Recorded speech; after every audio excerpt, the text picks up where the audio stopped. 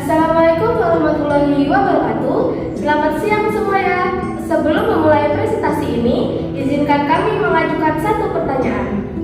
Pernahkah teman-teman bertanya mengapa kita masih mempelajari Pancasila dari SD hingga perguruan tinggi? Apakah Pancasila hanya sekedar 5 sila yang dihafalkan atau sebenarnya memiliki peran penting dalam kehidupan sehari-hari? Pertanyaan tersebut menjadi alasan mengapa materi yang akan kami bahas hari ini menjadi sangat penting. Di tengah lunturnya kebersamaan gotong royong, penyalahgunaan narkoba, dan juga maraknya korupsi, Pancasila menjadi relevan sebagai pedoman dalam bersikap, bertindak, dan beretika. Melalui presentasi ini, kami akan membahas pengantar pendidikan Pancasila, mulai dari konsep dan urgensinya, berbagai permasalahan bangsa yang melatar belakangi Pancasila, hingga bagaimana Pancasila menjadi landasan dalam membentuk karakter generasi muda yang berintegritas dan bertanggung jawab. Semoga setelah presentasi ini kita tidak hanya mengenal Pancasila sebagai dasar negara, tetapi juga mengamalkannya dalam kehidupan sehari-hari. Sebelum presentasinya dimulai, terlebih dahulu kami akan memperkenalkan diri. Perkenalkan, saya Kristiana Sinta Maharani. Saya Elina Witanina. Saya Hilda Yunita Duyanti. Saya Graciani. Saya Fiona Magdalena Ayu. Baik, tanpa berlama-lama lagi, langsung saja kita mulai presentasi. Baik, kita langsung saja ke slide nomor 5, yaitu menelusuri konsep dan urgensi pendidikan Pancasila. Jadi tentunya kita sudah mempelajari pendidikan Pancasila. Materi pendidikan Pancasila apa saja yang sudah kita pelajari, dan apakah kita sudah pernah mengenal pendidikan budi pekerti, pendidikan moral Pancasila atau PMP, pendidikan Pancasila dan kewarganegaraan atau yang biasa kita sebut PKN, dan lain-lainnya. Namun, apakah kita sudah benar-benar memahami nilai-nilai Pancasila yang terkandung dalam mata pelajaran tersebut? Apa kesan kita setelah memperoleh pelajaran-pelajaran yang terkait dengan nilai-nilai Pancasila tersebut?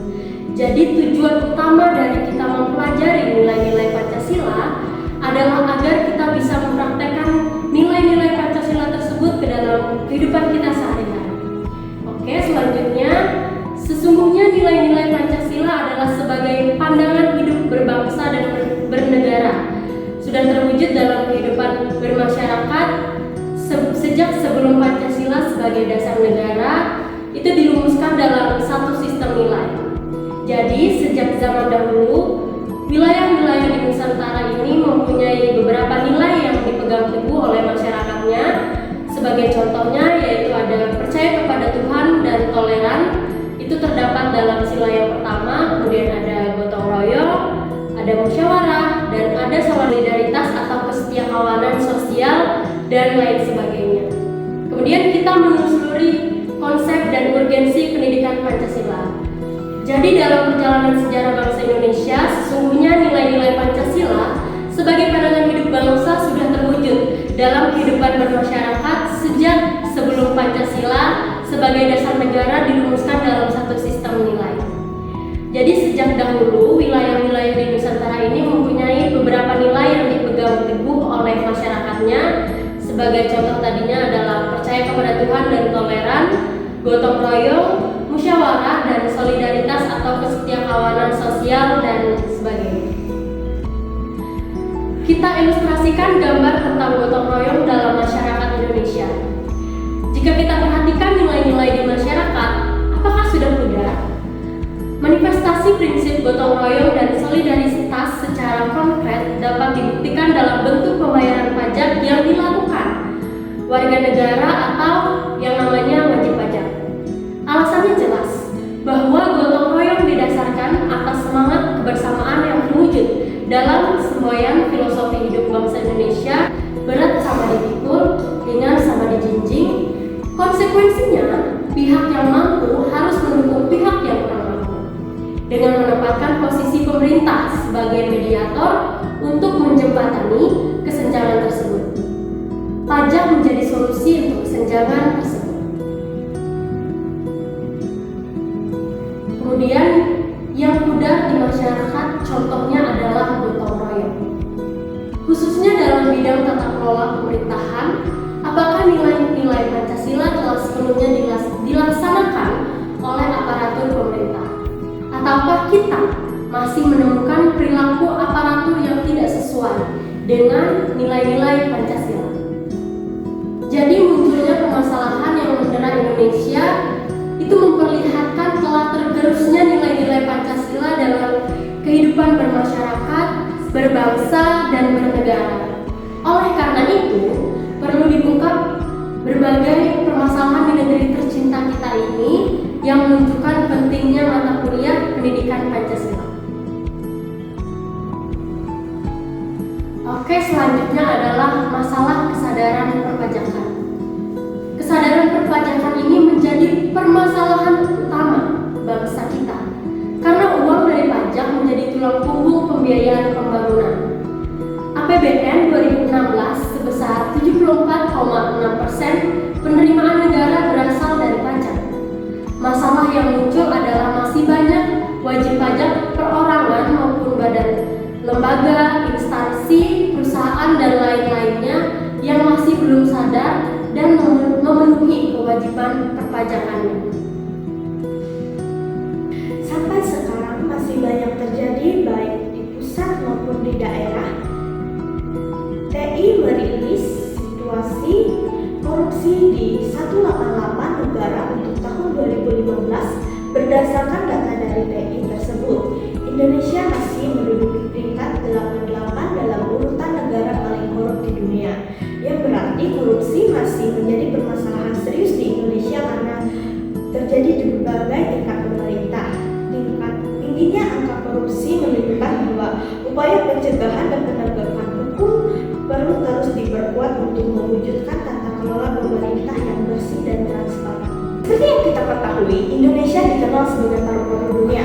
Namun masa ini citra tersebut perlahan mulai luntur seiring dengan banyaknya kasus pembakaran hutan, perambatan hutan menjadi lahan pertanian, dan yang paling sengit dibicarakan yaitu beralihnya hutan Indonesia menjadi perkebunan, serta sampah pembangunan yang tidak memperhatikan andal dan amdal, polusi yang diakibatkan pabrik dan kendaraan yang semakin banyak. Kerusakan lingkungan di Indonesia ini semakin meningkat akibat aktivitas manusia seperti pembakaran hutan yang saya bicarakan tadi, sehingga menimbulkan polusi udara seperti yang sedang kita hadapi sekarang, yaitu polusi dari pembakaran hutan yang dialihkan untuk menjadi lahan pertanian atau perumahan. Masalah disintegrasi bangsa demokratisasi mengalir dengan deras menyusul terjadinya reformasi di Indonesia. Di samping menghasilkan perbaikan dalam petaan negara Republik Indonesia, reformasi juga menghasilkan dampak negatif, antara lain terkikisnya rasa kesatuan dan persatuan bangsa. Sebagai contoh, acapkali menemukan dalam wacana publik bahwa ada segelintir elit politik di daerah yang memiliki pemahaman yang sempit dalam otonomi daerah. Mereka terkadang memahami otonomi daerah sebagai bentuk keleluasan pemerintah untuk membentuk kerajaan-kerajaan kecil. Oleh karena itu, diperlukan penguatan dengan persatuan dan nasionalisme dan pelaksanaan otonomi daerah yang sesuai dengan prinsip Negara Kesatuan Republik Indonesia atau NKRI. Masalah dekadensi moral. Di masa ini fenomena materialisme, pragmatisme, dan hedonisme makin menggejala dalam kehidupan bermasyarakat. Paham-paham tersebut mengikis moralitas dan akal masyarakat, khususnya generasi muda. Fenomena dekadensi moral tersebut terekspresikan dan tersosialisasikan lewat tayangan berbagai media massa. Perhatikan tontonan-tontonan yang disuguhkan dalam media siaran dewasa ini. Begitu banyak tontonan yang bukan hanya mengajarkan kekerasan, melainkan juga perilaku tidak bermoral seperti pengkhianatan dan perilaku pergaulan bebas. Jadi dekadensi moral ini menjadi tantangan bagi masyarakat, terutama generasi muda, akibat pengaruh materialisme, hedonisme, serta media yang kurang memberikan nilai-nilai positif. Dilihat dari segi letak geografis, Indonesia merupakan negara yang strategis. Namun letak strategis tersebut tidak hanya memiliki dampak positif, tetapi juga memiliki dampak negatif. Sebagai contoh, dampak negatif dari letak geografis dilihat dari Kacamata Bandar Narkoba Indonesia, strategis dalam hal pemasaran obat-obat terlarang.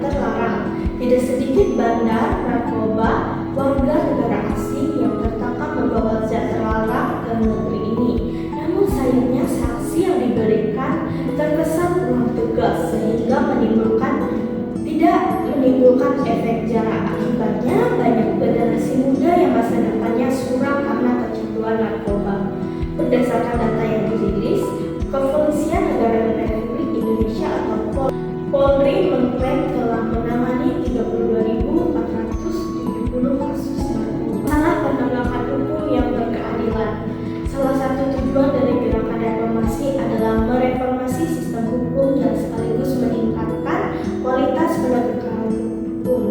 Memang banyak faktor yang berpengaruh terhadap efektivitas penegakan hukum, tetapi faktor dominan dalam penegakan hukum adalah faktor manusianya. Konkretnya, penegakan hukum ditentukan oleh kesadaran hukum masyarakat dan profesionalitas aparat penegakan hukum. Inilah salah satu urgensi mata kuliah pendidikan Pancasila, yaitu menegakkan kesadaran hukum pada mahasiswa sebagai calon pemimpin bangsa. Jadi penegakan hukum yang adil bergantung pada kesadaran hukum masyarakat dan profesionalitas aparat penegakan hukum. Selanjutnya adalah masalah terorisme. Salah satu masalah besar yang dihadapi Indonesia saat ini adalah terorisme. Asal mula dari kelompok terorisme itu sendiri tidak begitu jelas di Indonesia. Namun, faktanya terdapat beberapa kelompok teroris yang sudah ditangkap dan dipenjarakan berdasarkan hukum yang berlaku.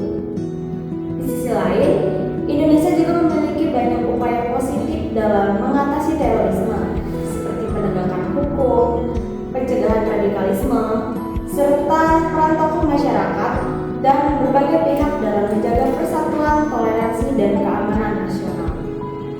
Kesimpulannya, dengan demikian, memperhatikan masalah tersebut, maka pendidikan Pancasila sangat penting untuk diajarkan pada berbagai jenjang pendidikan, khususnya di perguruan tinggi. Urgensi pendidikan Pancasila di perguruan tinggi, yaitu agar mahasiswa tidak tercabut dari akar budayanya sendiri, dan agar mahasiswa memiliki pedoman atau kaidah penuntun dalam berpikir dan bertindak dalam kehidupan sehari-hari dengan berlandaskan nilai-nilai Pancasila. Selanjutnya adalah visi-misi. Visi pendidikan Pancasila, yaitu terwujudnya kepribadian sivitas akademika yang bersumber pada nilai-nilai Pancasila. Selanjutnya adalah visi-misi.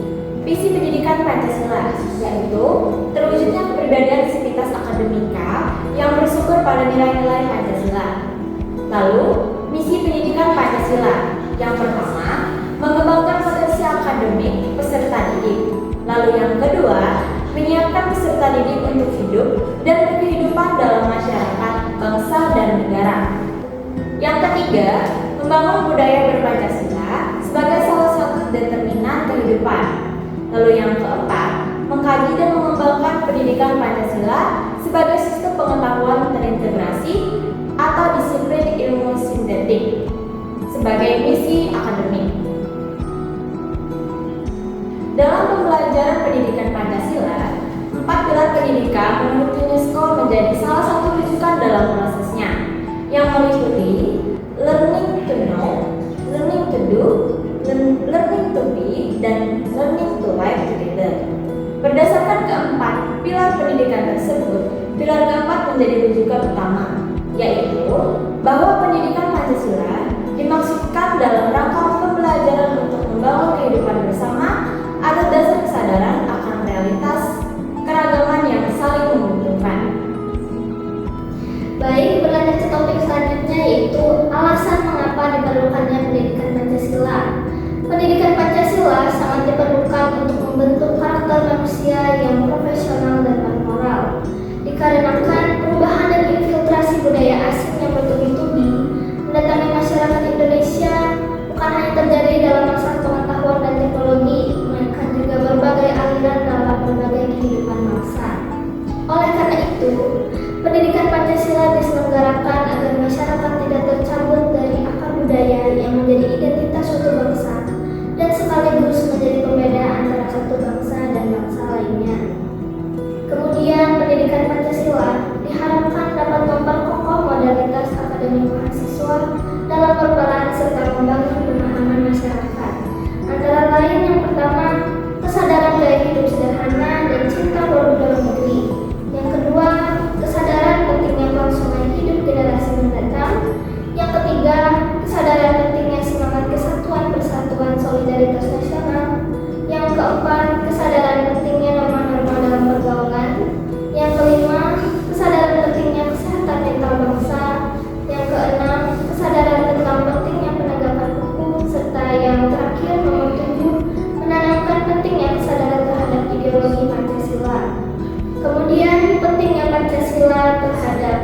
aspek dalam kecerdasan manusia, yaitu SQ, IQ, dan EQ.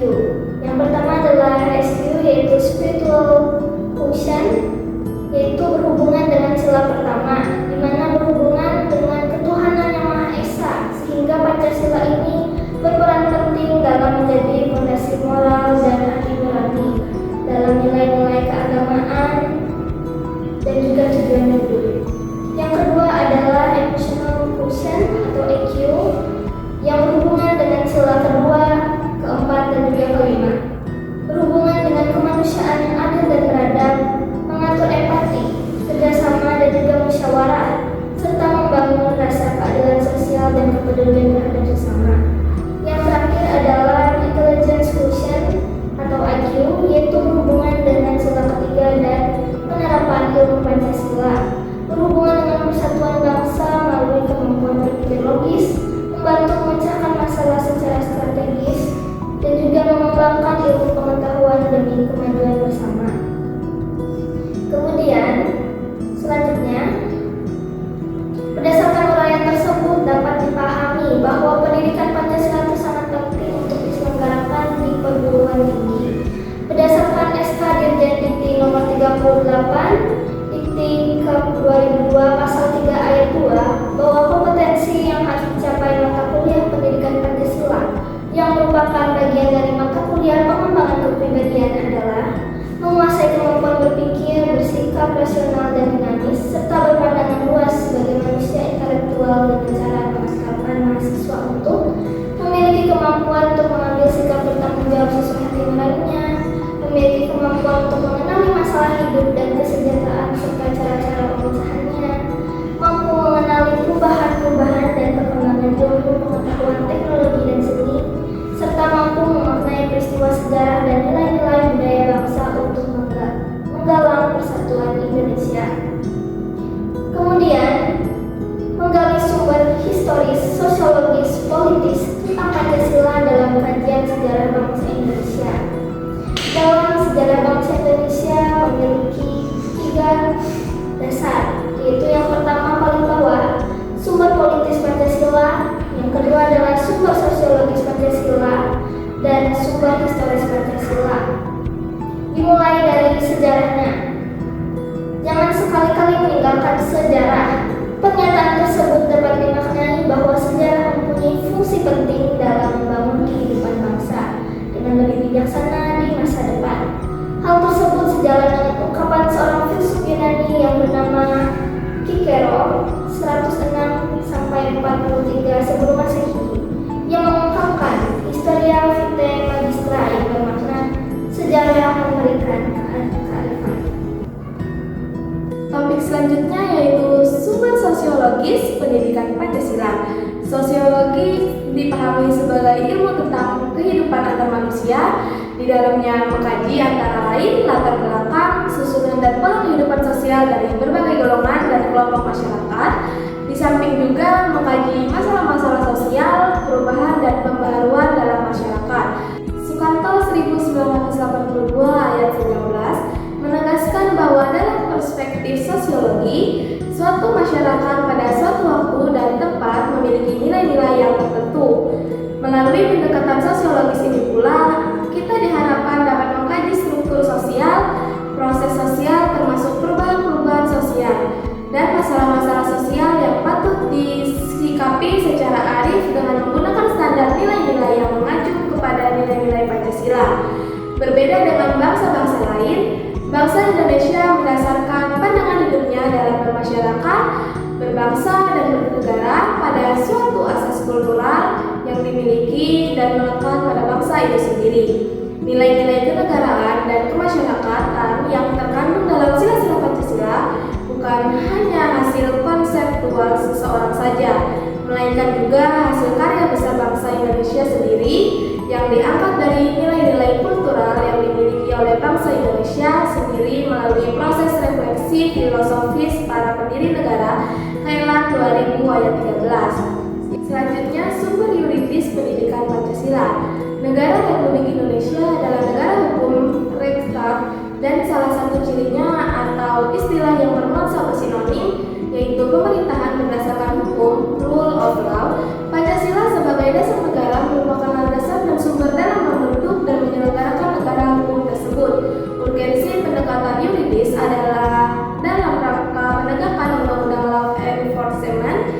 merupakan salah satu kewajiban negara yang penting. Penegakan hukum ini hanya akan efektif apabila didukung oleh kesadaran hukum warga negara, terutama dari kalangan intelektualnya. Dengan demikian, pada gilirannya melalui pendekatan yuridis tersebut, mahasiswa dapat berperan serta dalam mewujudkan negara hukum formal dan sekaligus negara hukum material sehingga dapat diwujudkan keteraturan sosial atau social order dan sekaligus terbangun suatu kondisi bagi terwujudnya peningkatan kesejahteraan rakyat sebagaimana yang dicita-citakan oleh para pendiri bangsa. Selanjutnya, sumber politik pendidikan Pancasila. Salah satu sumber pengayaan materi pendidikan Pancasila adalah berasal dari fenomena kehidupan politik bangsa Indonesia. Tujuannya agar kita mampu secara spesifik fokus kajian melalui pendekatan politik tersebut, yaitu menemukan nilai-nilai ideal yang menjadi kaidah penuntun atau pedoman dalam mengkaji konsep-konsep pokok dalam politik yang meliputi negara state, kekuasaan power, pengambilan keputusan atau decision making, kebijakan itu polisi, dan pembagian itu distribution sumber daya negara baik di pusat maupun di daerah. Melalui kajian tersebut, kita diharapkan lebih termotivasi berpartisipasi, memberikan masukan konstruktif baik kepada instruktur politik maupun suprastruktur politik. Selanjutnya ada membangun argumen tentang dinamika dan tantangan pendidikan Pancasila. Yang pertama itu ada dinamika pendidikan Pancasila. Sebagaimana diketahui, pendidikan Pancasila mengalami pasang surut dalam pengimplementasiannya. Apabila ditelusuri secara historis, upaya pembudayaan atau pewarisan nilai-nilai Pancasila tersebut telah secara konsisten dilakukan sejak awal kemerdekaan sampai dengan sekarang. Namun, bentuk dan intensitasnya berbeda dari zaman ke zaman. Yang pertama itu ada 1 Juli 1947 diterbitkan sebuah buku yang berisi pidato Bung Karno tentang lahirnya Pancasila. Yang kedua, Pancasila adalah setelah dekret Presiden 5 Juli 1959. Yang ketiga ada pada 1960 diterbitkan buku oleh Departemen P dan K dengan judul Manusia dan Masyarakat Baru Indonesia atau CIVIC. Yang keempat ada pada tahun 1961 terbit pula buku yang berjudul Penetapan 7 Bahan-bahan Pokok Indoktrinasi.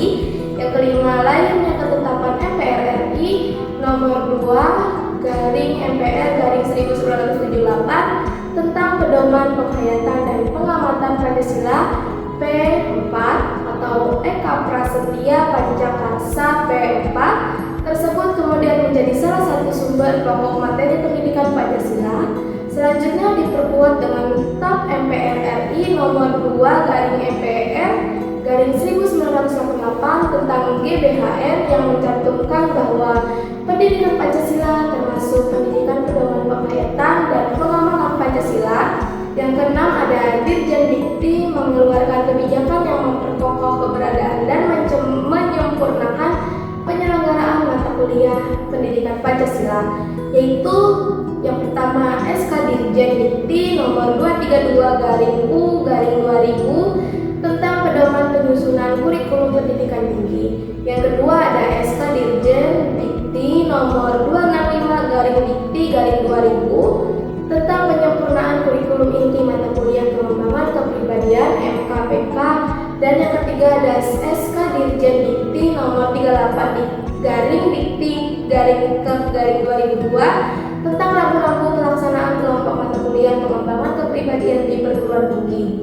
Selanjutnya ada penguatan keberadaan mata kuliah Pancasila di perguruan tinggi ditegaskan dalam pasal 35 Pasal 2 Undang-Undang Republik Indonesia Nomor 12 Tahun 2012 tentang pendidikan tinggi yang menetapkan ketentuan bahwa mata kuliah pendidikan Pancasila wajib dimuat dalam kurikulum perguruan tinggi.